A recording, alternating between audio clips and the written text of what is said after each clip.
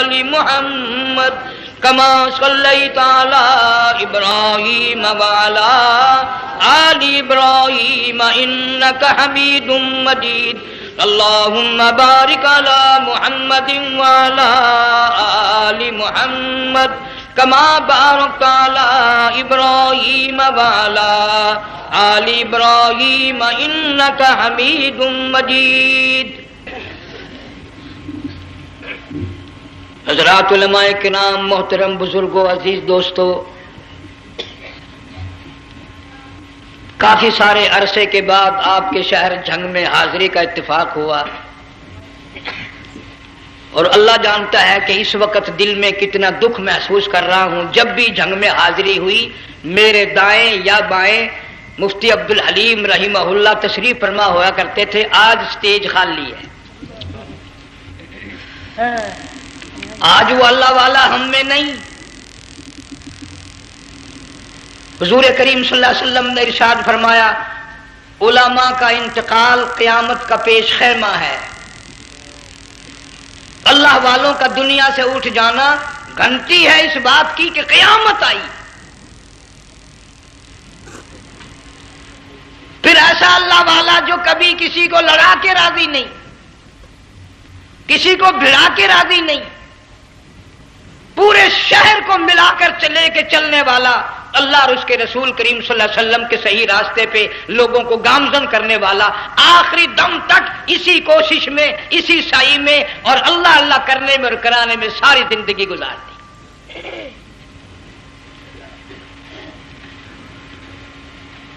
سارا شہر جھنگ مل کر، سارے علماء مل کر کوشش کریں مفتی عبدالحلیم کو نہیں لا سکتے. یہ خلا پورا ہونے والا نہیں.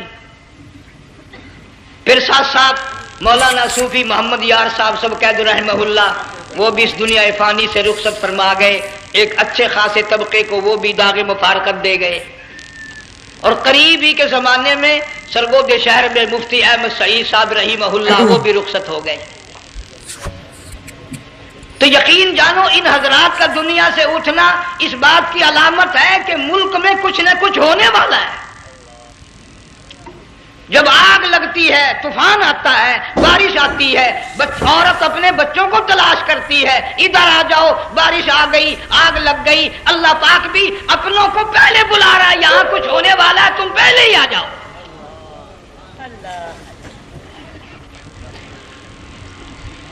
اور اس طرح بھی اشارہ فرمایا وَكَمْ أَهْلَكْنَا قَبْلَهُمْ مِنَ الْقُرُونِ.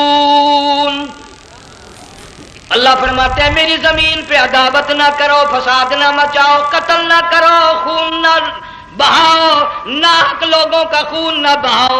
اللہ پاک کی زمین ہر روز صبح کو عرض کرتی الہی لوگ مجھ پہ زنا کر کے چلتے ہیں، بدماشی کر کے چلتے ہیں، اجازت دے میں لقمہ بنا کر نگل جاؤں. مجھے اپنے اوپر ان کا چلنا پسند نہیں، مجھے اچھا نہیں لگتا.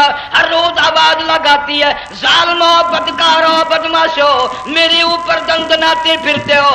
ایک نہ ایک دن میرے اندر آؤ گے، تمہیں پتہ چل جائے گا کہ میں تم کو کتنا دشمن رکھتی تھی.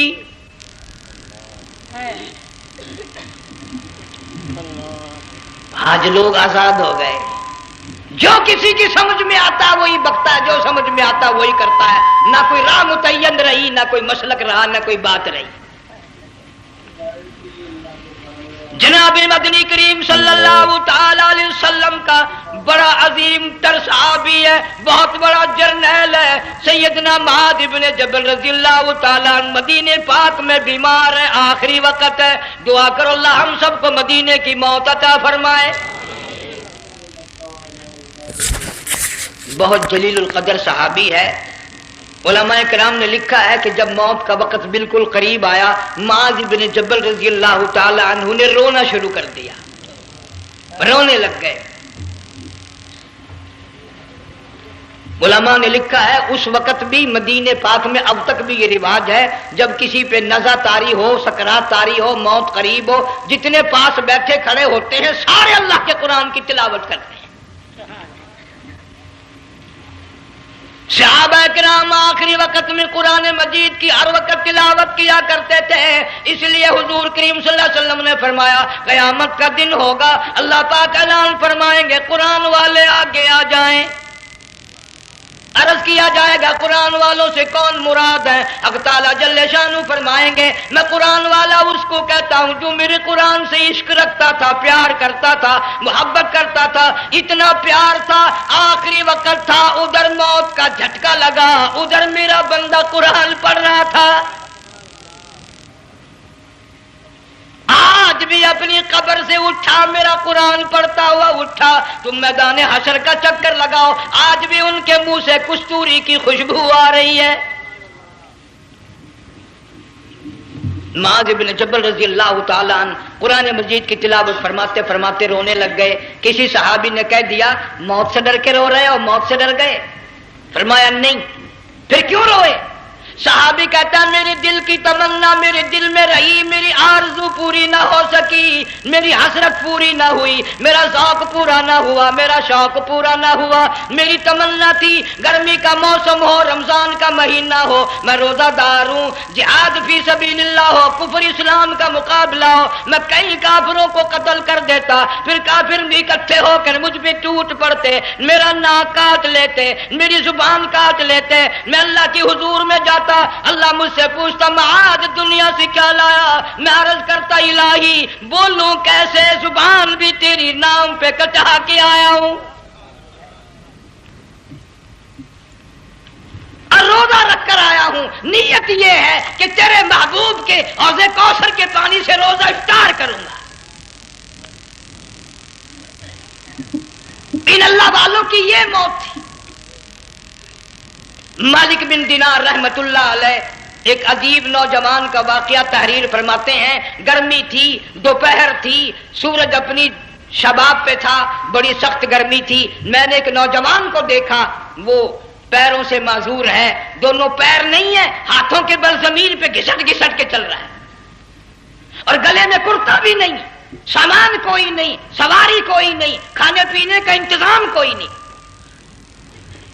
مالک بن دینار رحمت اللہ علیہ فرماتے ہیں میں نے اس نوجوان سے پوچھا کہ تو کہاں سے چلا اس حالت میں؟ کہنے لگا میں بلخ بخارے سے چلا ہوں۔ تجھے یوں ہی ہاتھوں کے بل گھسٹتے چلتے کتنا عرصہ گزر گیا؟ نوجوان کہنے لگا اللہ والے 7 برس ختم ہو کر 8واں لگ چکا ہے، اس حالت میں کہ جی ہاں اسی حالت میں تیرا کھانا پینا۔ جوان کہنے لگا والذی ہوا یطعمنی ویسقین وَإِذَا مَرِضْتُ فَهُوَ يَشْفِينِ،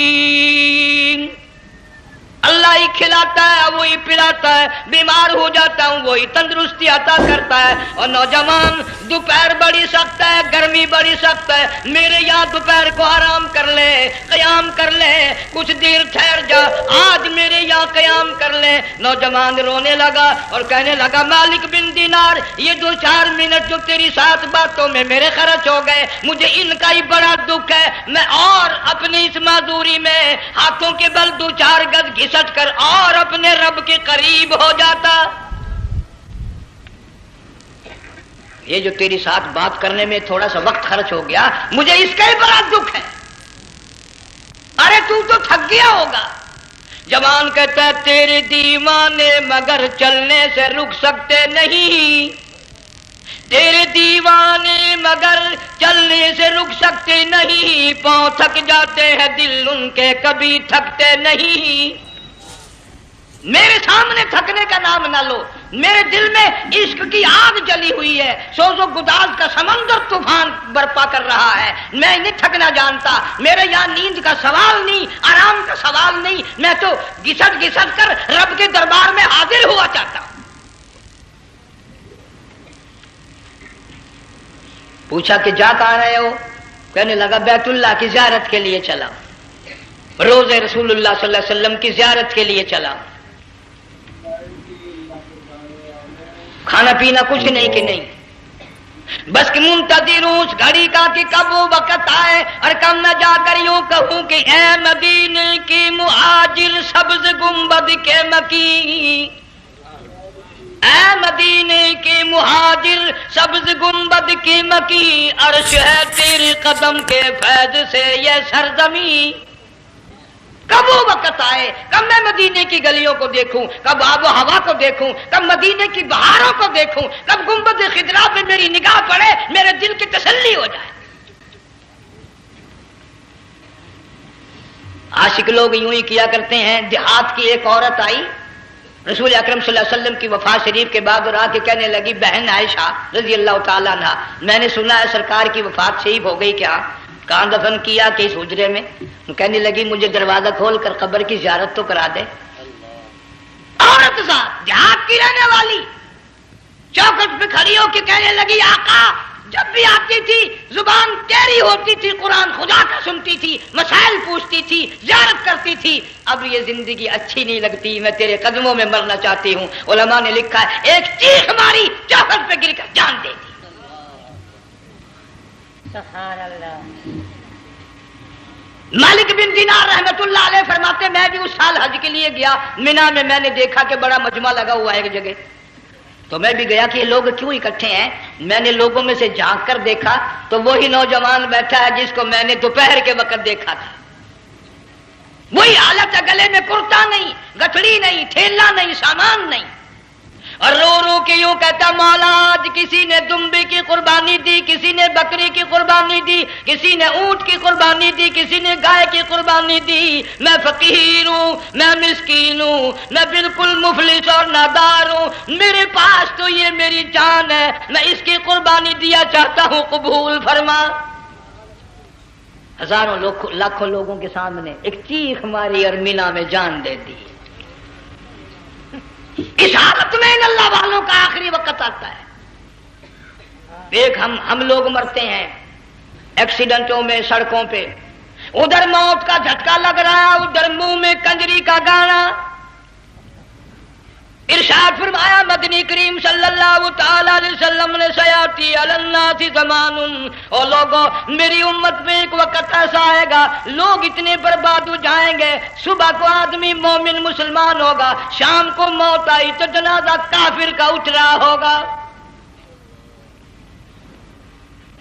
گھروں میں، محلوں میں آج موت آتی ہے، کنجری کا گانا منہ میں ہوتا ہے، ادھر دم نکل رہا ہے، ادھر کنجری کا گانا کانوں میں آواز آ رہی ہے، میت کو غسل دیا جا رہا ہے، کنجری کی آواز آ رہی ہے، جنازہ اٹھا کر لے جا رہے ہیں، کنجری کی آواز آ رہی ہے، قبر میں میت اتاری جا رہی ہے، کنجری کی آواز آ رہی ہے، قبر پہ مٹی ڈالی جا رہی ہے، کنجری کی آواز آ رہی ہے۔ اس ماحول میں، اس معاشرے میں ہم کس طرح ایمان اور یقین اور ایمان ساتھ لے کر مریں گے؟ ہزاروں نہیں لاکھوں کو مرتے وقت کلمہ نصیب نہیں۔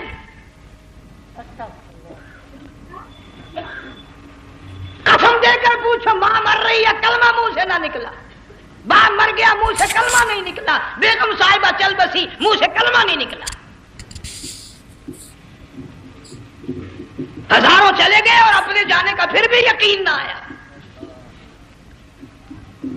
تم نے کبھی سوچا تک نہیں، خیال تک نہیں کیا؟ ارشاد فرمایا مدنی کریم صلی اللہ تعالی علیہ وسلم نے اور لوگوں ابو ہریرہ رضی اللہ تعالیٰ عنہ سے پوچھا تو کیوں رویا؟ عرض کرنے لگا میرے آقا اتنی کمزوری کبھی نہ دیکھی، اتنی ضعیفی کبھی نہ دیکھی، اتنی ناتوانی کبھی نہیں دیکھی، چہرہ انور بالکل کمزور ہو گیا۔ آپ نے ٹھنڈا سانس لے کر فرمایا ابو ہریرہ تجھے معلوم نہیں موت بالکل قریب آ گئی، بالکل قریب آ گئی موت۔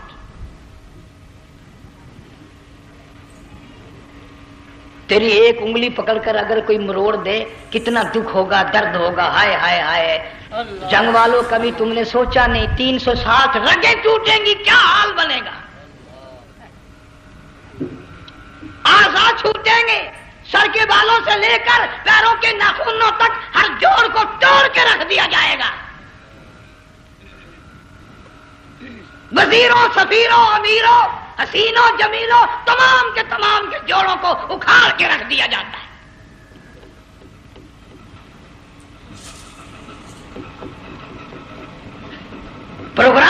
جتنی مرد عورتوں کا کہ یہ دنیا کسی کی نہ بنی، قبر میں آخر جانا ہی جانا ہے۔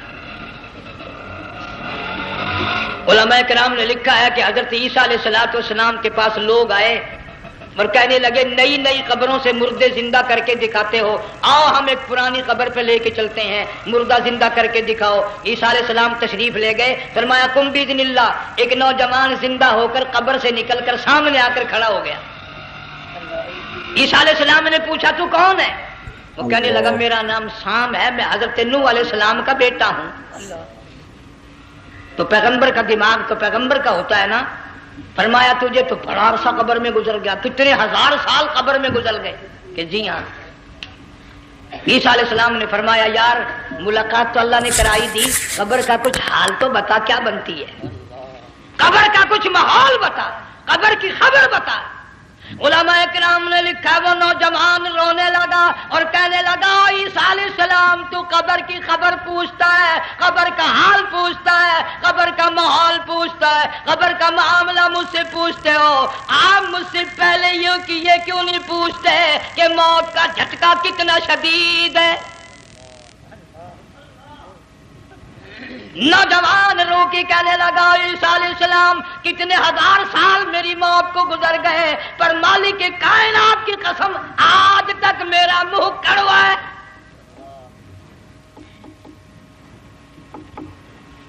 اس لیے جنگ والوں لمبی چوڑی بات کہنے کا وقت نہیں، حالات نہیں، میں تو تمہیں اتنا سا پیغام دینے آیا، کھانے پینے کا زمانہ ہے، میں جانتا ہوں تم کیلے کھاتے ہو، تمہیں کیلے کا ذائقہ معلوم ہے، امرود کا ذائقہ تم کو معلوم ہے، انار کا ذائقہ تمہیں معلوم ہے، انگور کا ذائقہ معلوم ہے، انناس کا ذائقہ معلوم ہے، آم کا ذائقہ معلوم ہے، ہزاروں پھلوں کے ذائقے تمہیں معلوم ہے، ہزاروں مٹھائیوں کے ذائقے تمہیں معلوم ہے، ہزاروں بیکری کی چیزوں کے ذائقے تمہیں معلوم ہے، ہزاروں شربتوں کے ذائقے معلوم ہے، پر تم نے جنگ والوں کبھی بھی قبرستان میں جا کر قبر والوں سے یہ نہیں پوچھا او قبر والوں ذرا بتاؤ تو صحیح موت کا ذائقہ کیسا ہے؟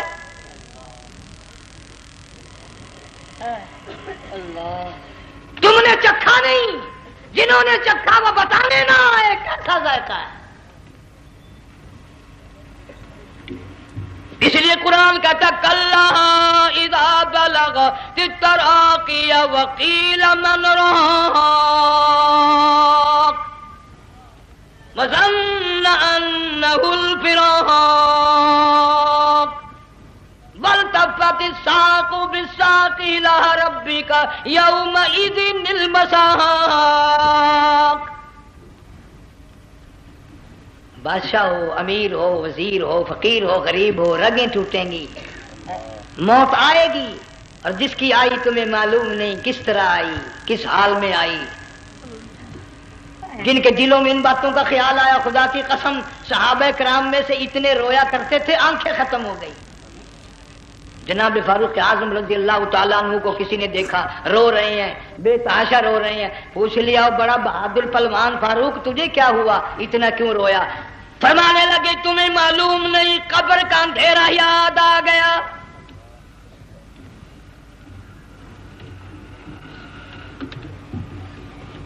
ایک لاکھ 29,000 صحابہ کرام اس آخرت کے لیے قربانیاں دیتے آئے، اولاد کی قربانی دی، مال کی قربانی دی، جان کی قربانی دی، جو کرنا پڑا وہ کر گزرے، لیکن محمد عربی صلی اللہ علیہ وسلم کا دامن نہ چھوڑا۔ اسی لیے ہر سال اللہ پاک جل شانہ نے اس امت کو یہ موقع دیا کہ سنت خلیل پہ عمل کرتے کرتے قربانیوں کی یاد تازہ ہو جائے، قربانیوں کی یاد تازہ ہو جائے۔ قرآن کریم میں جا بجا ابراہیم علیہ السلام کا اللہ پاک نے ذکر خیر فرمایا، یوں فرمایا ہم نے ان کے بڑے امتحان کیے، بڑی آزمائش کی، وہ ساروں میں کامیاب ہوئے۔ تم ہر وقت اللہ سے یہ دعا کیا کرو اللہ ہمیں امتحان میں نہ ڈالے، آزمائش میں نہ ڈالے، ہم امتحان کے قابل نہیں۔ یہ ہمارے جو امتحان ہوتے ہیں ان میں نقل ماری جاتی ہے، تو اللہ امتحان لے گا تو نقل کیسے ماریں گے، کیسے کام چلے گا؟ جناب ابراہیم علیہ السلام کو اللہ پاک نے ہزاروں امتحان میں مبتلا کیا، ہزاروں آزمائشیں کی، فاتمہن، سب میں کامیاب گیا، سب میں پاس نکلا۔ ایک آزمائش ایسی بھی آئی اللہ کی توحید کی وجہ سے، شرک کو مٹانے کی وجہ سے ابراہیم علیہ السلام کا سارا مصر فلسطین دشمن بن گیا، حضرت سارہ کو ساتھ لے کر چل دیے، ایک بیوی ساتھ ہے، اکیلا دم میں۔ یہاں تو لوگ محلوں میں شہروں میں کہتے ہیں جی میں اکیلا ہی ہوں، میں کیا کروں۔ اگر خلیل کہتا کہ میں اکیلا ہوں تو آج قرآن میں اس کا ذکر خیر کیسے ہوتا؟ پرواہ نہ کی، وہ کہتا میرے لیے میرا اللہ کافی ہے۔ کون کہتا ہے میں اکیلا ہوں، میری ساتھ تو اللہ ہے۔ مصر سے گزرنے لگے، بادشاہ کے ملازموں نے بادشاہ کو جا کے بتایا بڑی خوبصورت عورت گزر رہی ہے تیرے حلقے سے، بہت بڑی خوبصورت عورت ہے۔ کہ ملازم پکڑ کے لے کے چلے تو عورت ذات حضرت سارہ رونے لگ گئی، خلیل میرا کیا بنے گا؟ پیغمبر کو اللہ کی ذات پر بڑا یقین ہوتا ہے، فرمایا پرواہ نہ کر، میری آبرو میرے مولا کی آبرو ہے، اللہ چاہے جہاں چلی جا میری عزت کی حفاظت میرا اللہ کرے گا۔ فرمایا فاللہ خیر حافظا وہو ارحم الراحمین،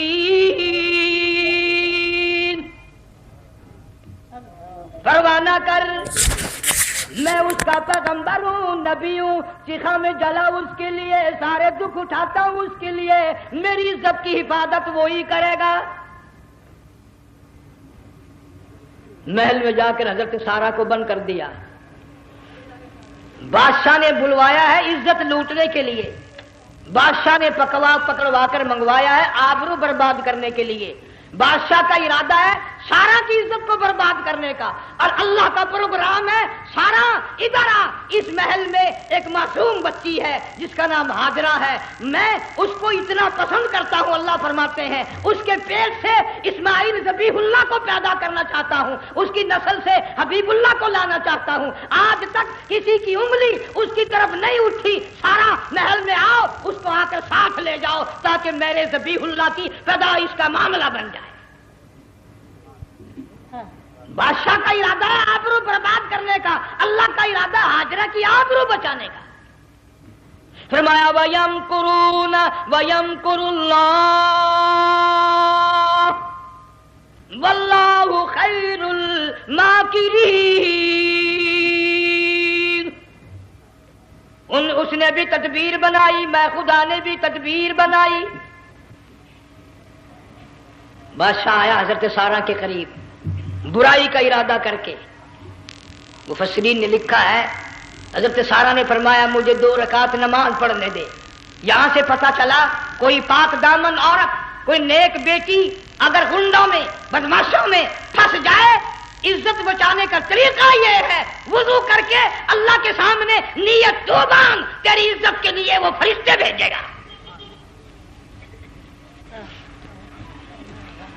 علماء کرام نے لکھا ہے کہ ایک جہاز سمندر میں چل رہا ہے، طوفان آیا، جہاز تختہ تختہ ہو گیا، کچھ لوگ غرق ہو گئے، ڈوب گئے، کچھ تختوں پہ بہ کر کے چلنے لگے، ایک عورت گود میں بچہ ہے، ایک حبشی نوجوان دوسرے تختے پہ بہتا ہوا جاتا ہے، اس نے عورت اکیلی دیکھ کر اپنا تختہ چھوڑ دیا اور بدماشی کے ارادے سے عورت کے تختے پہ آ بیٹھا۔ تم جنگ والے سوچ رہے ہوگے کہ ڈوبتے وقت بھی باز نہ آئے، یہ سیلاب آتے ہیں لوگ بدماشیوں سے باز آئے؟ ڈوب گئے مگر باز نہ آئے، بغیرتی لوگ کرتے ہی رہے۔ علماء کرام نے لکھا حبشی نوجوان نے عورت کا بچہ چھینا سمندر میں پھینک دیا، عورت روئی اور کہنے لگی میرے اللہ بیٹھی رہتی ہوں، عزت جاتی ہے، حرکت کرتی ہوں، ڈوب جاؤں گی۔ میں نے سنا ہے سمندر کی گہرائیوں سے تو نے یونس علیہ السلام کی سنی تھی، میں تو پانی کے اوپر بہ رہی ہوں، مولا میری آبرو بچا، میرا ایمان بچا، میری عزت بچا، تیرے سوا میری سننے والا کوئی نہیں، لا الہ الا انت سبحانک انی کنت من الظالمین۔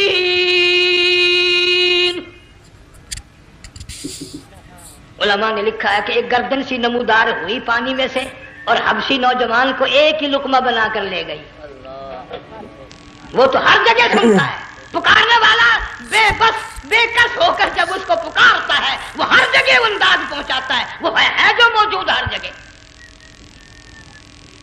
عورت بہتی بہتی کنارے جا لگی، ایک جہاز قریب آیا، دوپٹے کا اشارہ کر کے اس کو بلایا.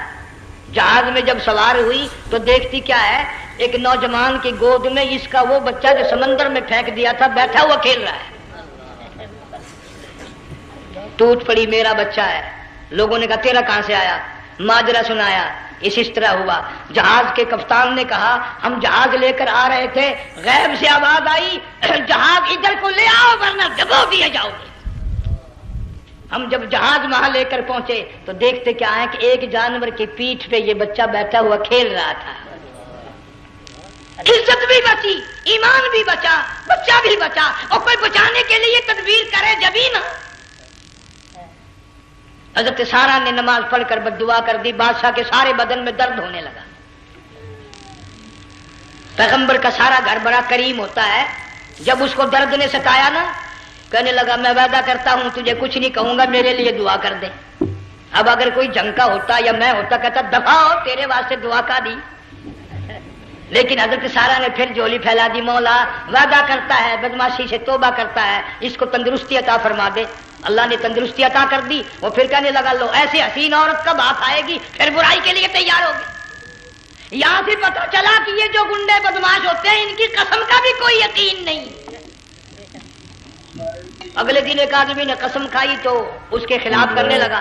لوگ کہنے لگے کہ تو نے قسم کھائی تھی، قرآن اٹھایا تھا. آخر کیا تھی گیا بل ڈٹھی ہوئی مسجد سی، پاٹیا ہوا قرآن سی. اگر ڈٹھی ہوئی مسجد سی تو پاٹیا قرآن سی، قرآن کہڑا پورا سی جڑا میں چاہیا. مگر اسے یہ معلوم نہیں کہ تو نے تو پاڑیا قرآن اٹھایا، ڈٹھی ہوئی مسجد میں اٹھایا. خدا کا جب غضب آئے گا تو وہ ادھورا نہیں آئے گا، وہ ادھورا نہیں آیا کرتا. 3 مرتبہ اس بادشاہ نے حضرت سارا کے ساتھ ایسا کرنے کا ارادہ کیا. پھر دعا ہوئی، پھر بد دعا ہوئی، پھر دعا ہوئی، پھر بد دعا ہوئی. آخر کار کہنے لگا اپنے ملازموں کو کہ ہوئے بدماش ہو، عورت کے روپ میں کسی بلا کو پکڑ کے لائے ہو، کسی جن بھوت کو لے آئے ہو. اور کہنے لگا تو چلی میرے محل سے جلدی چلی جا. اور جاتی جاتی وہ کہا کہ یہ تیری خدمت کیا کرے گی، یہ بچی میرے محل میں ہے، اس کو ساتھ لے جا. حضرت سارا کو ہاجرہ کو ساتھ کر دیا. سیانی ہو گئی، حضرت ابراہیم علیہ السلام سے نکاح کر دیا. اسماعیل علیہ السلام پیدا ہو گئے. اللہ میاں جب حضرت ابراہیم علیہ السلام چومتے ہیں، چاٹتے ہیں، ماتھے پہ بوسے دیتے ہیں، اٹھاتے ہیں. پیغمبر کا بیٹا، خود بھی نبی اور آل میں آنے والا نبی، کالی کملی والا صلی اللہ علیہ وسلم، کتنا حسین چہرہ ہوگا. اللہ میاں نے پھر آزما لیا. حکم دیا کہ اس ہاجرہ کو، اسماعیل کو، دونوں ماں بیٹوں کو وہاں چھوڑ کے آ جہاں سینکڑوں میل میں پانی کوئی نہیں، آدمی کوئی نہیں، رستہ کوئی نہیں، گھاس کوئی نہیں، پتا کوئی نہیں. جہاں بیت اللہ ہے یہاں کے بارے میں حکم دیا چھوڑ کے آ. اور اگر آپ کو نیند نہیں آئی تو مزہ آئے گا. اللہ نے یہی فرما دیا، بتانا نہیں ہے کہ میں نے حکم دیا ہے. خدا حافظ نبی نہیں کہتا اپنی بیوی کو. آج لوگ ہر بات میں کہہ دیتے ہیں ہمارے پیروں کو پتا کل کو کیا ہوگا، ہمارے فقیروں کو پتا ہے پرسوں کیا ہوگا. اور بڑی مدت کی بات ہے، یہی موسم تھا، چماسا گرمی تھی، انارکلی لاہور سے ہم کئی ساتھی گزر رہے تھے. فٹ پاتھ پہ بیٹھا ہے ایک ملنگ، چاروں طرف لوگ کھڑے، بڑا مجمع. کافی دنوں کی تو بات ہو گئی. ہاتھوں کی لکیر دیکھ کر لوگوں کی تقدیر بتا رہا تھا. کسی کو کہتا تھا تجھے بڑی اونچی پوسٹ ملے گی، کسی کو کہتا تھا تیری شادی بڑی فرسٹ کلاس لیڈی سے ہوگی. وہ بابو تو کوڈا ہی ہو جاتا تھا، لیڈیوں پہ بڑے مرائے یہ لیڈے.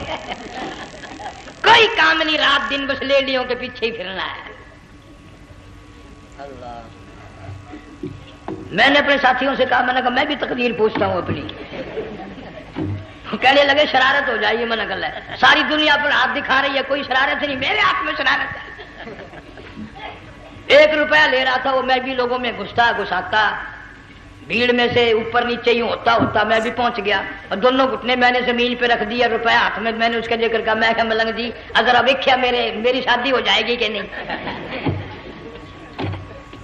اب اس نے دیکھ کے میری طرف کہنے لگا، اس نے سوچا کہ یہاں اچھے بھلے کو نہیں ملتی پاکستان میں، اسے کون دے گا؟ اچھی طرح میرا ہاتھ دیکھا بھی نہیں، جھٹک کے کہنے لگا نہیں تیری شادی نہیں ہونی ہے۔ میں کیا کھوتے تیرے باپ کے 8 بچے کھیل رہے ہیں۔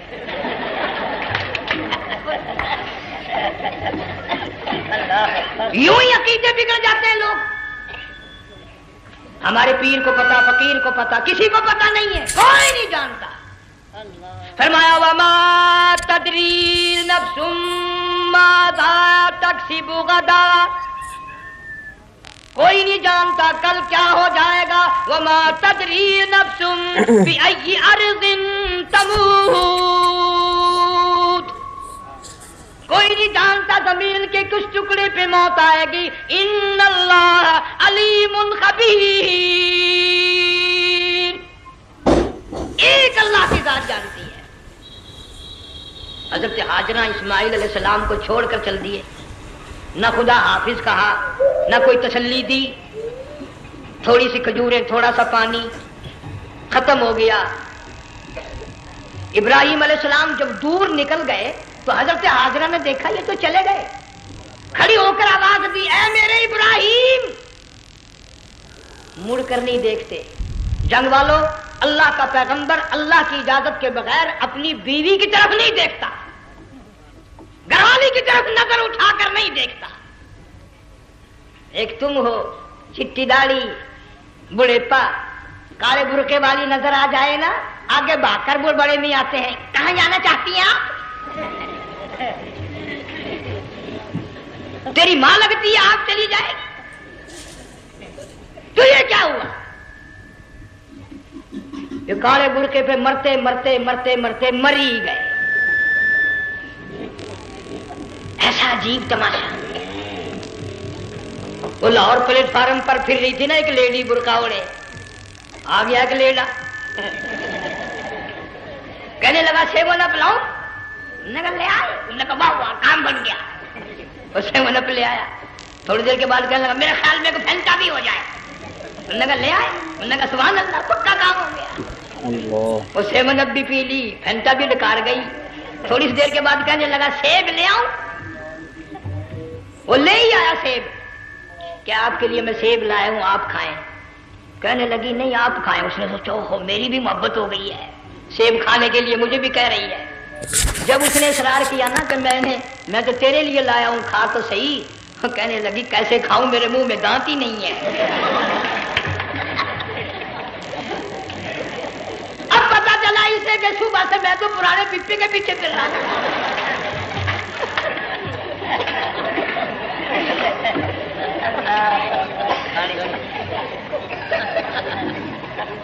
صرف برقع دیکھا چل دی۔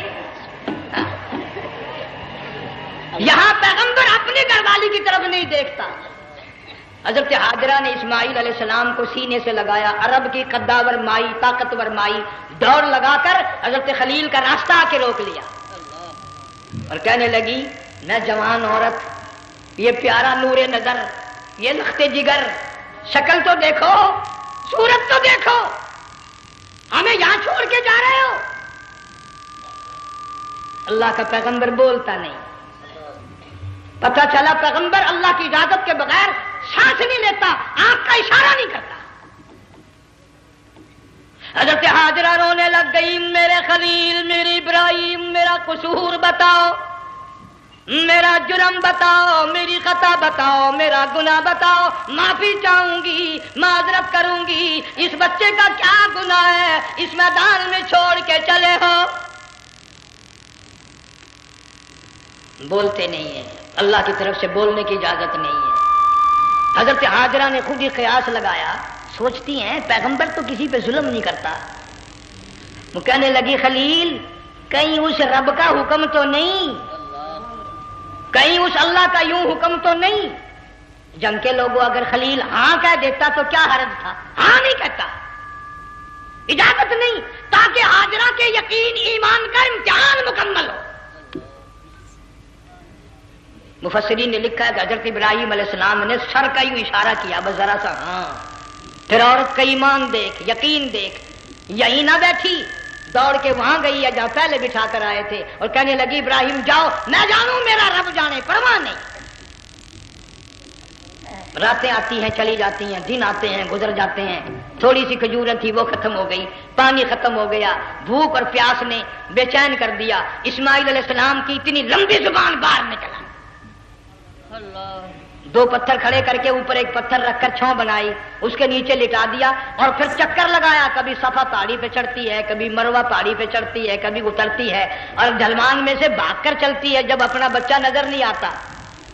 سارے کہہ دو اللہ بڑا بے نیاز ہے، اللہ بڑا، زور سے کہو اللہ بڑا۔ کسی کے 500 سال کے سجدے رد،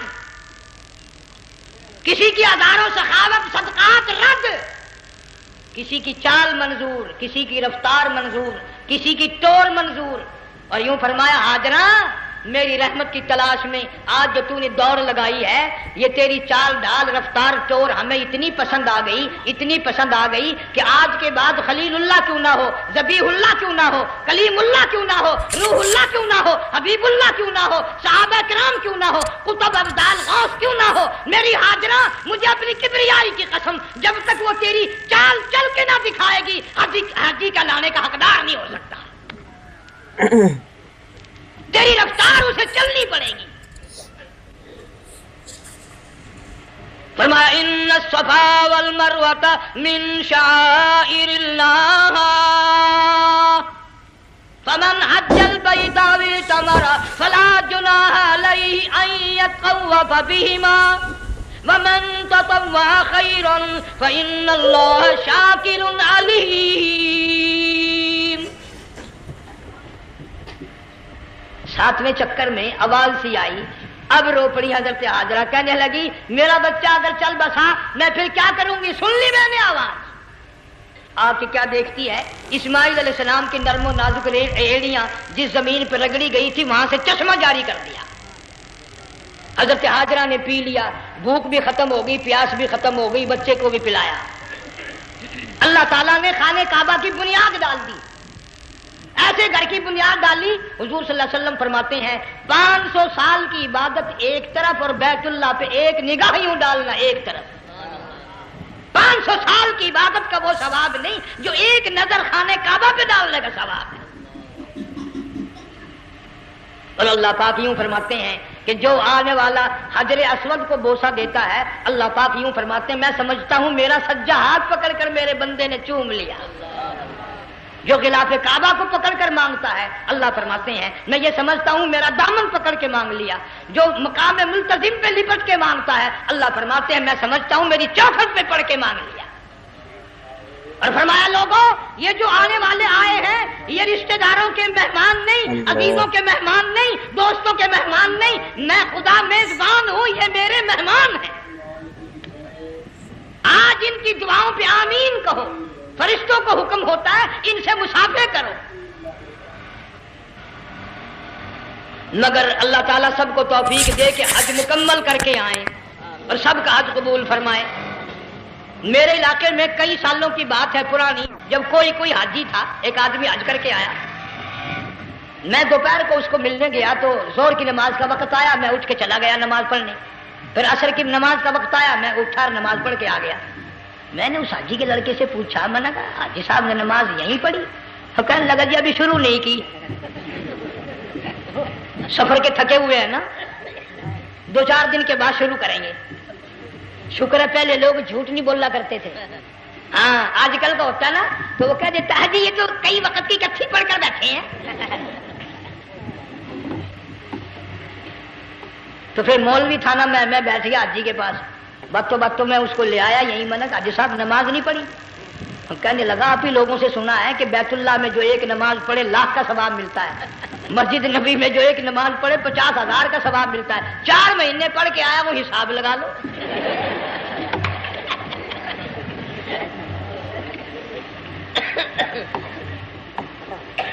مسائل سیکھتے نہیں، ارکان اور آداب بیت اللہ کے سیکھتے نہیں۔ ڈی سی کے دفتر میں اگر جانا ہو کئیوں سے پوچھے کیسا جاؤں، کس طرح درخواست دوں، کیسے کہوں، کیسے کھڑا ہوں، کیسے بیٹھوں، کیا عرض کروں، اور اللہ کے دربار میں ہم جاتے ہیں اور سیکھ کرنے جاتے ہیں، یہ خوف نہیں کہ اگر بے ادبی ہوگی تو مارا جاؤں گا۔ اللہ تبارک و تعالیٰ جل شانہ نے اسماعیل علیہ السلام کی نرم و نازک ایڑیوں سے بنیاد ڈال کر خانہ کعبہ کی، اللہ نے ہمیں یہ کعبہ دیا، گناہوں کی معافی مانگنے کے لیے وہاں جاؤ، اللہ تبارک و تعالیٰ کے دربار میں حاضر ہو کر مانگنے کے لیے یہاں جاؤ۔ ارشاد فرمایا مدنی کریم صلی اللہ تعالی علیہ وسلم نے، جو آدمی صحیح ارکان حج کے ادا کر کے واپس جاتا ہے اس طرح واپس آتا ہے گویا آدمی ماں کے پیٹ سے پیدا ہوا۔ پہلے لوگ یوں ہی حج کیا کرتے تھے، یوں ہی قربانیاں کرتے تھے، اب تو ہر چیز کی لوگ آسانی تلاش کرتے ہیں۔ پچھلے بقرعید کے موقع پر ہمارے مسجد میں ایک آدمی مجھے کہنے لگا اگر کوئی غریب آدمی مرغی کی قربانی دے دے تو لگ جائے گی؟ میں نے کہا تو مکھی مار دے انشاءاللہ وہی لگ جائے گی۔ سارے کام ٹیڑھی ہو گئے، نیچے نیچے نیچے نیچے کو چلے آ رہے۔ آج کل وہ ٹیڑھی بکرے بکری آئے ہوئے ہیں نا، کہیں تو قربانی کے لیے یا کندھے کو اٹھا کر لاوے۔ اب بتاؤ یہ گوشت بانٹے گا یا کھاوے گا یا فریج میں رکھے گا، کیا کرے گا؟ بالکل کام بگڑ گیا۔ حضور صلی اللہ علیہ وسلم نے فرمایا قربانی کا جانور اچھا تلاش کر کے لاؤ، اس کے بدن پہ جتنے بال ہوتے ہیں اتنی نیکیاں لکھی جاتی ہیں۔ اور میرا موضوع نہیں، حضور صلی اللہ علیہ وسلم نے فرمایا کہ میں نے اللہ سے دعا کی تھی میری امت کا کیا بنے گا، پل صراط پہ سے گزرتے وقت اللہ تعالیٰ نے میری دعا کو قبول فرما کر یوں فرما دیا کہ تیری امت جو قربانی میں جانور ذبح کرے گی میں خدا پل صراط کے کنارے پر زندہ کر کے ان سب جانوروں کو سواریاں بنا کر پیش کر دوں گا۔ اس لیے بقرعید بالکل قریب آ گئی، ہر دین ایمان اسلام کے لیے قربانی کے لیے تیار رہو۔ زیادہ سے زیادہ مجھے آج کل فکر لگا ہوا ہے کہ اپنے گھروں کو میں نماز کا اہتمام کرو۔ آج حال یہ بنا ہوا ہے کہ اگر کل گھر والی کی گود میں موت آئی تو گھر والی بے نماز، دھی کی گود میں موت آئی دھی بے نماز، بہن کی جھولی میں موت آئی بہن بے نماز، بیٹے کی گود میں موت آئی بیٹا بے نماز، بھائی کی گود میں موت آئی بھائی بے نماز، ڈاکٹر کے ہاتھ میں موت آئی ڈاکٹر بے نماز، کمپیوٹر کے ہاتھ میں موت آئی کمپیوٹر بے نماز، نرس کے ہاتھ میں موت آئی نرس بے نماز، تیرا کفن خرید کے لانے والا بے نماز، تیرے غسل کا پانی گرم کرنے والا بے نماز، تیری قبر کھودنے والے بے نماز، تیرا جنازہ اٹھانے والے بے نماز، تیری قبر پہ مٹی ڈالنے والے بے نماز۔ اگر تو نمازی بھی ہے یہ اتنے چاروں طرف کے بے نماز تجھے جنت میں کب جانے دیں گے؟